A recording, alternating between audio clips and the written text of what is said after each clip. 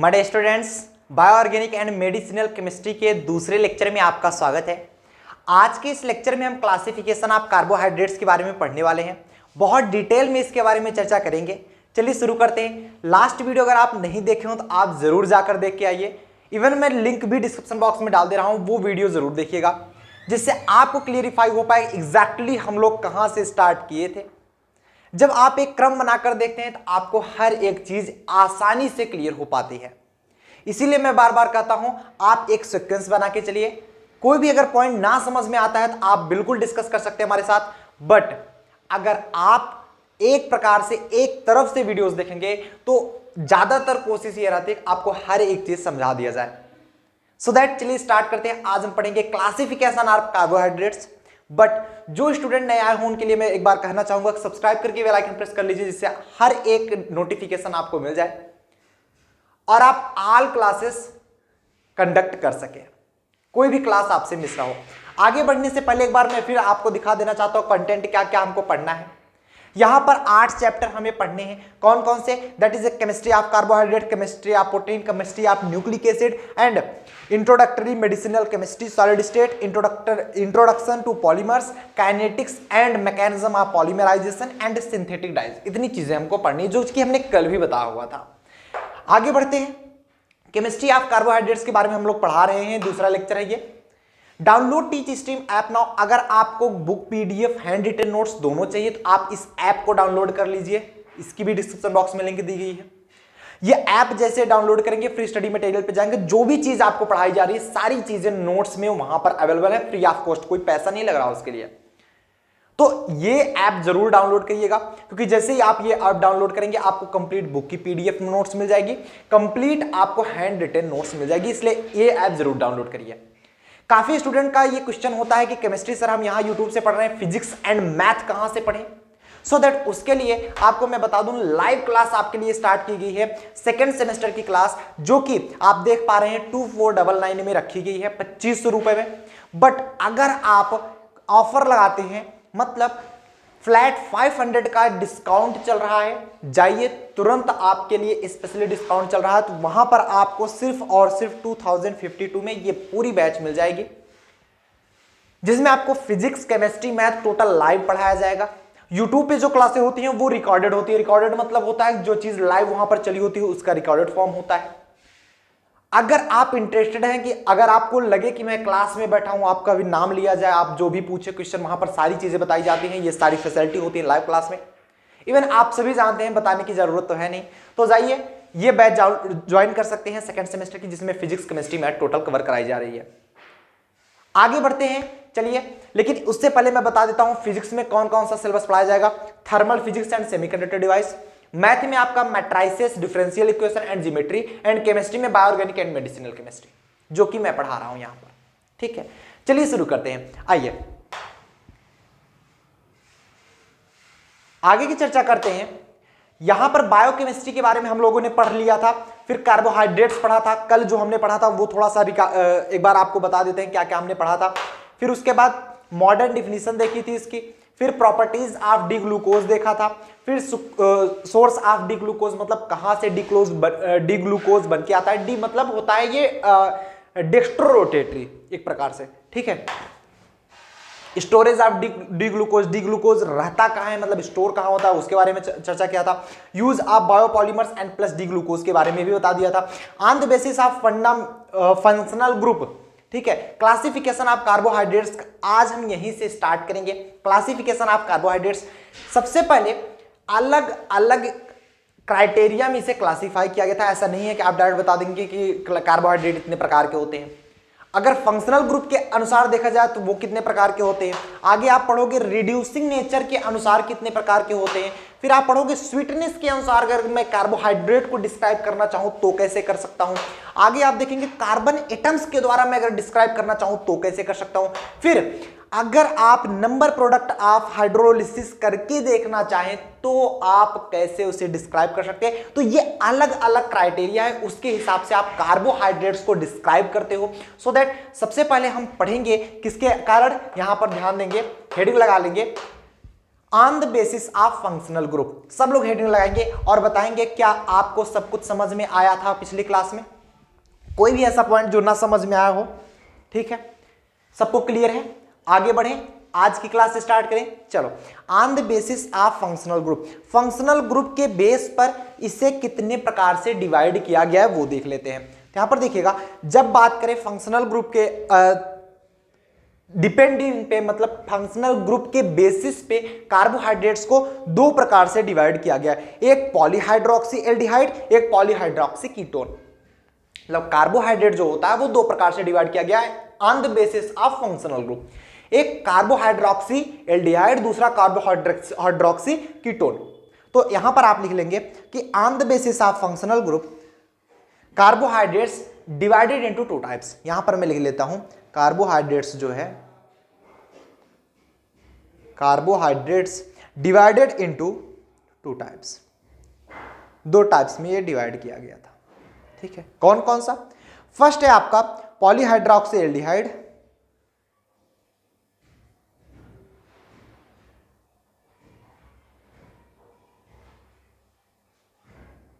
Polyhydroxy aldehyde, and second जो आपका है that is a polyhydroxy ketone.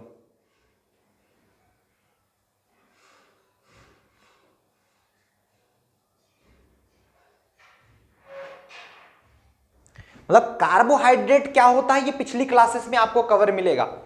सब लोग जानते हैं कि hydrates of carbon is carbohydrate, but ऐसा नहीं होता है। पिछली क्लास जाकर देख लो, तभी मैं बता रहा हूं कि यहां पर आपको समझ में आएगा, अदरवाइज नहीं समझ में आएगा।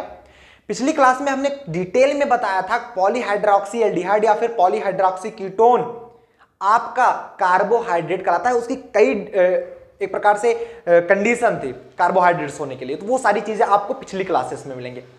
तो आप ये जान पाए कि कार्बोहाइड्रेट्स दो प्रकार का होता है, polyhydroxy aldehyde, polyhydroxy ketone on the basis of functional group. अब आपके दिमाग में ये आ रहा होगा पॉलीहाइड्रोक्सी एल्डिहाइड तो पता हो गया, बट कौन सा ऐसा कंपाउंड होगा जो कि आपका पॉलीहाइड्रोक्सी एल्डिहाइड कहलाएगा? तो वो कंपाउंड होता है, यहां पर लिख लेंगे, वो कंपाउंड होता है ग्लूकोज। क्या होता है? ग्लूकोज। एंड पॉलीहाइड्रोक्सी कीटोन में, क्योंकि देखो बात समझो, ग्लूकोज में क्या होता है? सीएचओ ग्रुप होता है, ग्लूकोज में सीएचओ ग्रुप होता है, जबकि आपका फ्रक्टोज में कीटोन ग्रुप होता है। एल्डो ग्रुप किस में होता है? ग्लूकोज में। एंड कीटोन ग्रुप जो होता है ना, कीटो ग्रुप, वो आपका मिलता है फ्रक्टोज में। तो यहां पर फ्रक्टोज आता है, फ्रक्टोज। अभी हम बहुत डिटेल में चर्चा करेंगे, ग्लूकोज के बारे में पढ़ेंगे तो पूरा ग्लूकोज के बारे में पढ़ने वाले हैं, जब फ्रक्टोज पढ़ेंगे तो पूरा फ्रक्टोज के बारे में पढ़ने वाले हैं। ठीक है, उसके लिए चिंता ना करिए आप लोग। ठीक है, यहां तक तो क्लियर हो गया। फंक्शनल ग्रुप के कंडीशन पर किसी भी कार्बोहाइड्रेट्स को दो टाइप में डिवाइड किया जा सकता है, एक तो पॉलीहाइड्रोक्सी एल्डिहाइड, दूसरा पॉलीहाइड्रोक्सी कीटोन। पॉलीहाइड्रोक्सी एल्डिहाइड जो होता है उसका आप एग्जांपल ग्लूकोज बता सकते हो, एंड पॉलीहाइड्रोक्सी कीटोन जो होता है उसका एग्जांपल आप बताओगे फ्रक्टोज। आगे बढ़े, आगे बढ़े, हाँ या ना? चलो, दूसरा on the basis of reducing nature, on the basis of reducing nature, reducing nature के बेसिस पे इसे कितने प्रकार से डिवाइड किया गया है, आइए वो देख लेते हैं। रिड्यूसिंग नेचर के अनुसार, मतलब इसके बेसिस पर कितने प्रकार से इसे डिवाइड किया गया। रिड्यूसिंग नेचर के अकॉर्डिंग ये दो प्रकार से होता है, एक नॉन रिड्यूसिंग शुगर, एक रिड्यूसिंग शुगर। कार्बोहाइड्रेट्स जो होता है एक नॉन रिड्यूसिंग शुगर, एक रिड्यूसिंग शुगर, इसके अनुसार भी दो प्रकार से ही डिवाइड किया गया है आपका कार्बोहाइड्रेट। यहां पर लिख लेंगे कि on the basis of reducing nature carbohydrates divided into two types. जो आपका कार्बोहाइड्रेट्स होता है वो दो प्रकार से डिवाइड किया जाता है। कौन कौन से? एक तो आपका होता है नॉन रिड्यूसिंग शुगर,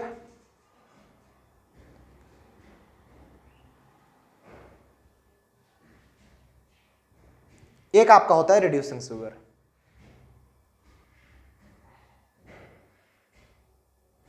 ठीक है, एक नॉन रिड्यूसिंग शुगर, एक रिड्यूसिंग शुगर। अब नॉन रिड्यूसिंग शुगर क्या होता है, कोई मुझे बताएगा? नॉन रिड्यूसिंग शुगर होता है जैसे सुक्रोज, आप जानते हो ना, ये नॉन रिड्यूसिंग शुगर होता है। सुक्रोज जो आप घर में चीनी यूज करते हो, शक्कर, वही होता है सुक्रोज। तो ये होता है सुक्रोज। बट अगर मैं रिड्यूसिंग शुगर की बात कर लूं, रिड्यूसिंग शुगर क्या होता है, जैसे आपका जितने भी मोनोसैकेराइड्स होते हैं, जितने भी मोनोसैकेराइड्स, पहले तो आप बोलोगे रिड्यूसिंग शुगर, जैसे आप बता सकते हो glucose, glucose, fructose, fructose, glucose हो गया, फ्रक्टोज हो गया, ये सभी कितने होते हैं, रिड्यूसिंग शुगर होते हैं। रिड्यूसिंग शुगर, रिड्यूसिंग शुगर मतलब आप ये बोल सकते हो कि जैसे, और जैसे ग्लूकोज हो गया, फ्रक्टोज हो गया, तो रिड्यूसिंग शुगर होता ही है। जितने भी मोनोसैकेराइड्स होते हैं वो भी आपके रिड्यूसिंग शुगर कहलाते हैं। और मोनोसैकेराइड्स आप बोल सकते हो, तीसरा मोनोसैकेराइड्स। अब मोनोसैकेराइड्स में कौन कौन से टॉपिक्स आते हैं, मोनोसैकेराइड में, मोनोसैकेराइड में हो सकता है जैसे माल्टोज हो गया, लैक्टोज हो गया। जस्ट एक सेकेंड, जस्ट एक सेकेंड, जस्ट एक सेकेंड, थोड़ा सा यहां पर मिस हो गया है। आप ये बता सकते हो कि रिड्यूसिंग शुगर दोनों होते हैं, यहां पर दिखाएंगे, ऐसे मैं बता दूंगा ना तो आप कंफ्यूज हो जाओगे थोड़ा सा, मैं डिस्क्राइब कर देता हूं इधर।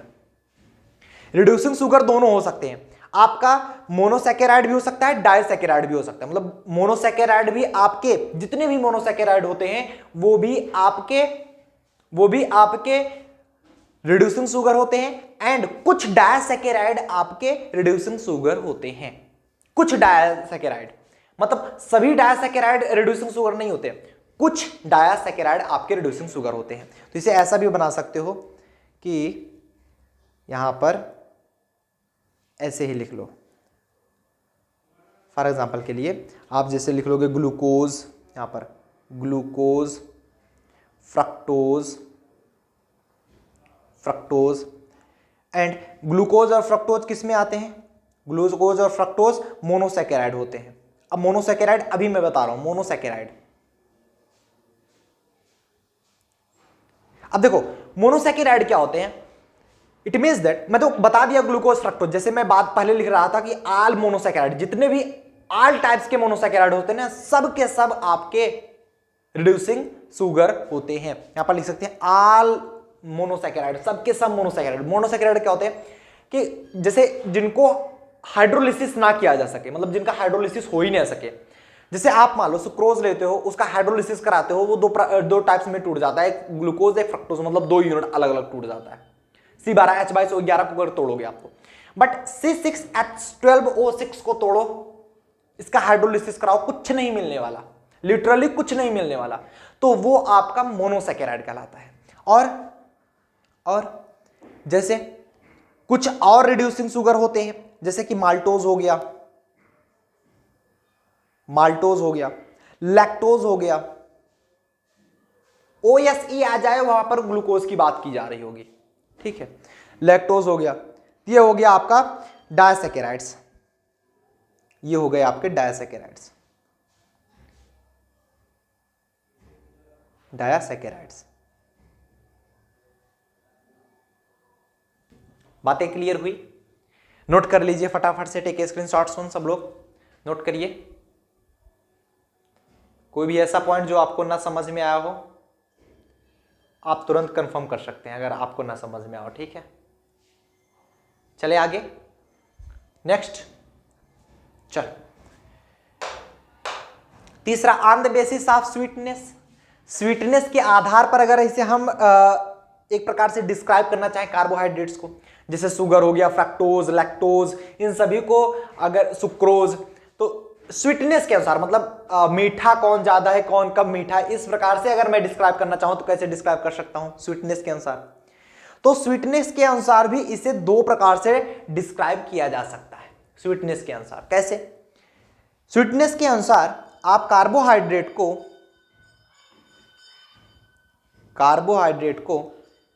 2 टाइप्स में डिवाइड कर सकते हो, 2 टाइप्स में डिवाइड कर सकते हो। कौन कौन से? That is a sugar and non sugar.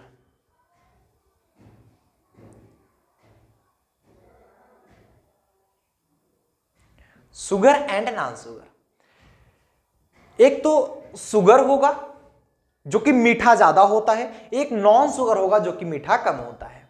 आप नॉर्मली भी देखते हैं कि जैसे कोई भी मीठा पदार्थ देख लो, वो शुगर होता है, एंड जो बहुत कम मीठा होता है ना, वो आपका नॉन शुगर में आता है, ठीक है। And saccharide came from A Latin word. Saccharide जो होता है, कई लोग सैकेराइड के बारे में नहीं समझ पाते हैं, वो मैं लिख देता हूं नोट का पॉइंट, आप ताकि जानते रहें नोट का पॉइंट, कि जो सैकेराइड होता है, saccharide came from A Latin word,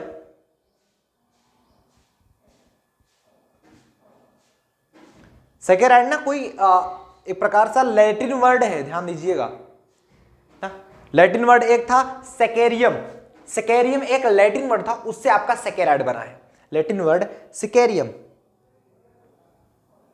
या सैकेरम बोल सकते हैं, सैकेरम, कई लोग सैकेरम भी बोलते हैं, ठीक है।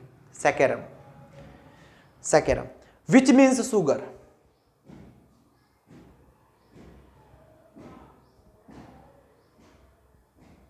ये याद रखिएगा, नहीं तो कई लोग तो उनका सर चकरा जाता है, सैकेराइड क्या होता है भाई, सैकेराइड बोला जाए तो आपको शुगर के बारे में ही बताया जा रहा है।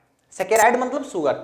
सैकेराइड क्या था, एक लैटिन वर्ड सैकेरम से मिलके बना हुआ है, मतलब लैटिन वर्ड सैकेरम था जिसका अर्थ होता है शुगर, इसलिए आप सैकेराइड बताते हो, ठीक है। नोट करिए, नोट कर लीजिए। क्लियर, बातें समझ में आई। नेक्स्ट टाइप की चर्चा करें। On the basis of carbon atom, carbon atom के बेस पर हम इसे कितने टाइप्स के लिख सकते हैं।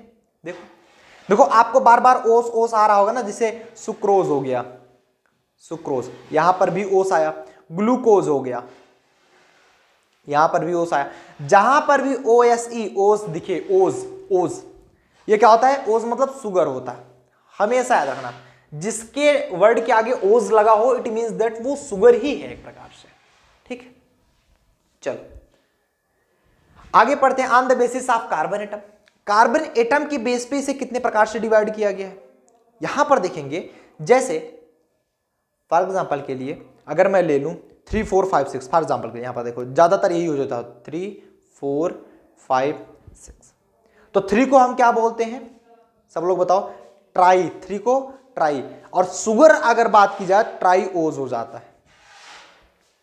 4 को क्या बोलेंगे, टेट्रा, टेट्रा, और शुगर अगर आ जाए तो वहां पर लग जाता है ओज, तो ए हट जाता है यहां पर ओएस, टेट्रोज हो जाता है। 5 को बोलते हैं पेंटा, लेकिन शुगर की बात करें तो पेंटोज हो जाता है, pentose, pentose.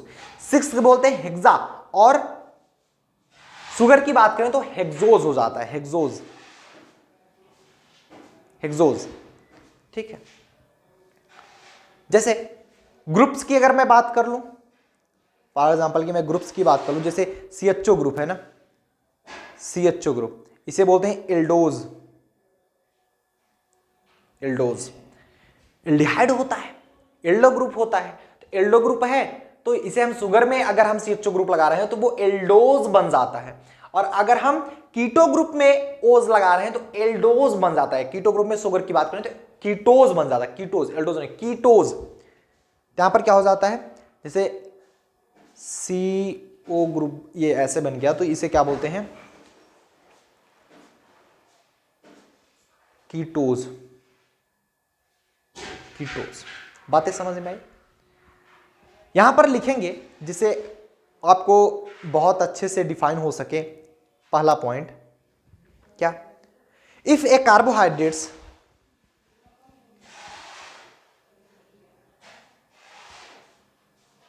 if a carbohydrates has 4 carbon and 1 CHO group, 1 CHO group, मतलब कोई भी कार्बोहाइड्रेट्स है जिसके पास 4 कार्बन है और 1 CHO ग्रुप है, तो उसे हम पढ़ेंगे क्या, देन इट कॉल्ड, तब वो क्या कहलाएगा बताओ जरा मुझको, देन इट कॉल्ड एल्डोपेंटोज, क्या कहलाएगा, एल्डोपेंटोज। ऐसा क्यों, 4 कार्बन है तो 4 कार्बन होने के बाद ये टेट्रोज होना चाहिए था, बट पेंटोज क्यों हुआ? क्योंकि एक CHO ग्रुप लगा, 4 कार्बन और एक CHO में भी एक कार्बन, तो एल्डो पेंटोज, एल्डो पेंटोज। ठीक है, बातें समझ में आई? और इसी प्रकार अगर मैं कीटोन की बात करूं, फॉर एग्जांपल के लिए, इफ ए कार्बोहाइड्रेट्स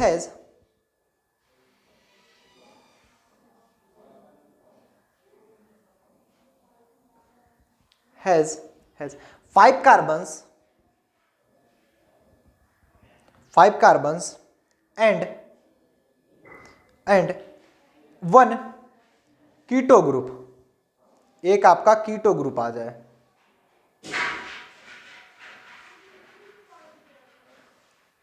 क्या लिख रहा हूं भाई आज, keto group, then it called, तब ये क्या कहलाएगा बताओ जरा मुझको, क्या कहलाएगा? 5 कार्बन एटम आ रहा है जिसे हम पेंटोज बोलते हैं। अब एक कीटो ग्रुप आ रहा है जिसमें आल्सो आपका एक कार्बन एटम प्रेजेंट है, तो कीटोन ग्रुप को क्या बोलते हैं? कीटो। सबसे पहले तो कीटो लग जाएगा यहां पर, कॉल्ड कीटो। अब बात ये आती है कि जब आप 5 कार्बन एटम ऑलरेडी लगा चुके हो, एक कार्बन एटम ऑलरेडी प्रेजेंट है आपके कीटो ग्रुप में, 6 कार्बन हो गए। अब 6 कार्बन को आप बोलते हो हेक्सोज, यहां पर लिखा होगे keto hexose, keto hexose. Clear है यहां तक? कोई प्रॉब्लम तो नहीं? समझ में आया? 5th टाइप के बारे में चर्चा करें। नोट डाउन कर लीजिए एक बार फटाफट से सब लोग, एक बार फटाफट से सब लोग नोट डाउन करेंगे, हम लोग आगे चलते हैं। नोट डाउन करेंगे, टेक ए स्क्रीनशॉट सुन। क्लियर है यहां तक सबको? बहुत अच्छे। On the basis of number product of hydrolysis, hydrolysis के नंबर प्रोडक्ट के बेस पर कितने टाइप्स के ये आपका कार्बोहाइड्रेट्स हो सकता है? अभी तक जितना पढ़ते आए हैं सबका सब आपका 2 प्रकार से होता था। कौन कौन सा? एक बार मैं फिर से रिवाइज करा देता हूं। फंक्शनल ग्रुप के आधार पर कार्बोहाइड्रेट्स 2 प्रकार का होता था, एक आपका पॉलीहाइड्रोक्सी एल्डिहाइड, एक दूसरा पॉलीहाइड्रोक्सी कीटोन, ये 2 प्रकार का हो गया।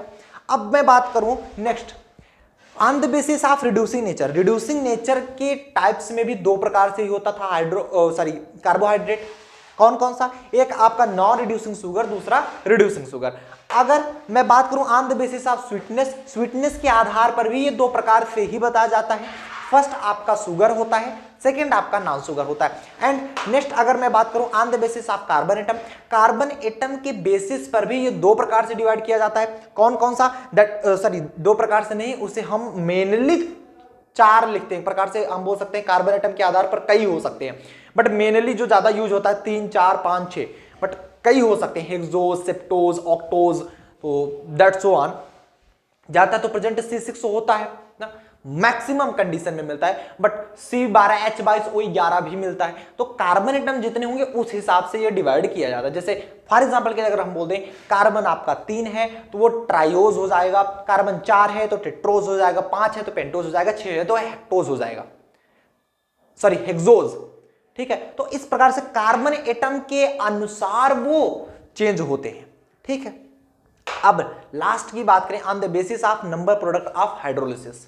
नंबर प्रोडक्ट ऑफ हाइड्रोलिसिस के अनुसार ये 3 प्रकार से डिवाइड किया जाता है। कौन कौन से? इधर देखिएगा, जो आपका कार्बोहाइड्रेट होता है, carbohydrate that divided into 3 types, ये आपके 3 टाइप्स में डिवाइड होता है। कौन कौन सा? दैट इज ए मोनोसैकेराइड, सबसे पहले monosaccharide,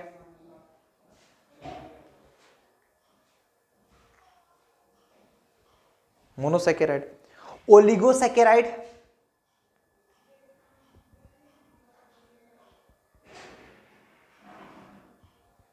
oligosaccharides and polysaccharides.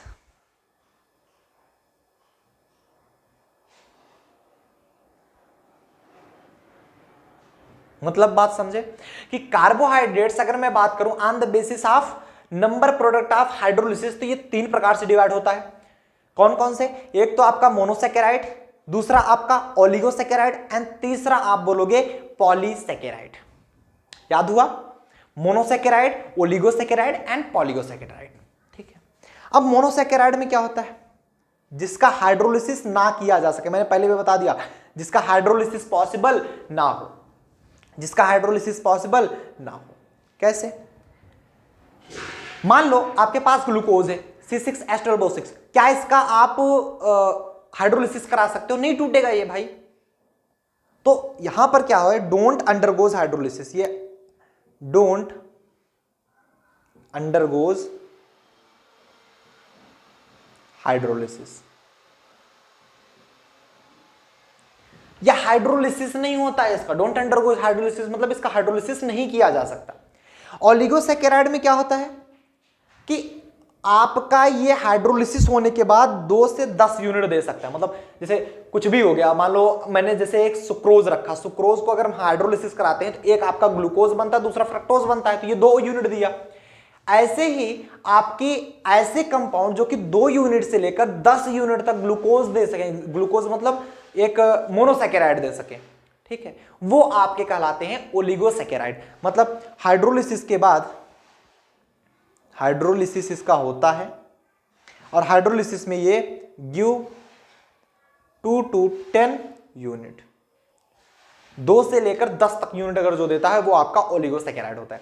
And polysaccharide क्या होता है, ये 10 यूनिट से ज्यादा देता है, मतलब n नंबर में ये हम कंटेन करेंगे, ठीक है। तो हाइड्रोलिसिस इसका भी होता है,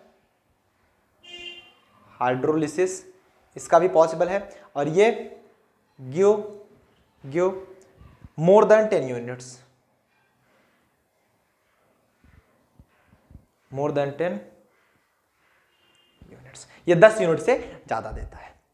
फॉर एग्जांपल की अगर बात करें हम, फॉर एग्जांपल की मोनोसैकेराइड में जिसका हाइड्रोलिसिस ना हो सके, सब लोग बताते चलो। फर्स्ट ग्लूकोज, हाँ या ना, इसका आप कर सकते C6H12O6, इसको तोड़ो, कहां टूट रहा है? नहीं टूट रहा। ग्लूकोज, फ्रक्टोज, फ्रक्टोज और ribose, glucose, fructose, ribose. And oligosaccharide में क्या होता है, अब फार्मूला लिखना चाहो, फार्मूला चलो अभी बता देते हैं।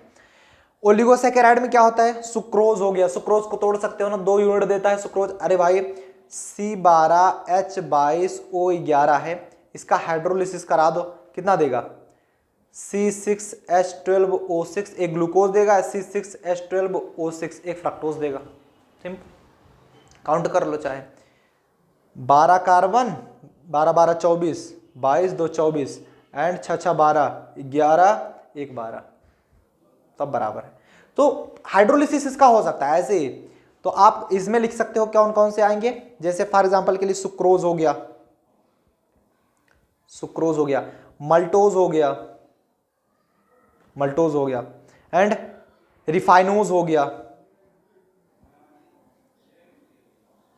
रिफाइनोज हो गया, ठीक है। पॉलीहाइड्रोक्सी में मोर देन 10 यूनिट्स देता है, तो यहां पर आप लिख सकते हो क्या, जैसे स्टार्च, फॉर एग्जांपल के लिए आप लिख सकते हो इसमें starch, starch more than 10 units आपको देगा, ठीक है। सेलुलोज हो गया, सेलुलोज ये मोर देन 10 यूनिट्स देगा, इसलिए इसे पॉलीसैकेराइड्स के नाम से जानते हैं, ठीक है। सैकेराइड क्या है? सुगर, सैकेराइड मतलब सुगर, याद रखना, पॉली सुगर, पॉलीसैकेराइड, ठीक। और ग्लाइकोजन हो गया, ये सभी आपके पॉलीसैकेराइड में आते हैं। ग्लाइकोजन वैसे मोर देन 10 यूनिट्स तो नहीं देता, बट एक प्रकार से देखा गया है कि ये थोड़ा हाई नंबर में देता है, कि मान लो 7 यूनिट, 8 यूनिट, 9 यूनिट इस प्रकार से ग्लाइकोजन देता है। तो हाई नंबर में जाने के बाद ऑलमोस्ट मान लिया गया तो वो पॉलीसैकेराइड में ही आ जाते हैं, मतलब जो ज़्यादा नंबर में देते हैं ना वो पॉलीसैकेराइड में आ जाते हैं, ठीक है। तो अगर मैं इसका फार्मूला सभी का बता दूं, ग्लूकोज जो होता है C6H12O6 सभी जानते हो, फ्रक्टोज का दोनों का यही होता है C6H12O6। राइबोज का फार्मूला आप नहीं जानते हो, बस लिख लो C5H10O5, अभी आगे चलेगा C5H10O5, आगे बताएंगे इसके बारे में। सुक्रोज मल्टोज का फार्मूला सबको पता है, C12H22O11, याद होगा C12H22O11, ठीक है। रेफिनोज, रेफिनोज का नहीं पता होगा तो यहां पर लिख लो C18H32O16, ठीक है। स्टार्च और सेल्यूलोज का फार्मूला कौन नहीं जानता, सब जानते हैं, C6H10O5 n टाइम्स होता है, ये n टाइम्स, ले जाओ जितनी यूनिट बनानी है, ठीक है, n टाइम्स होता है। और ग्लाइकोजन C24, इसका होता है C24 H42O21।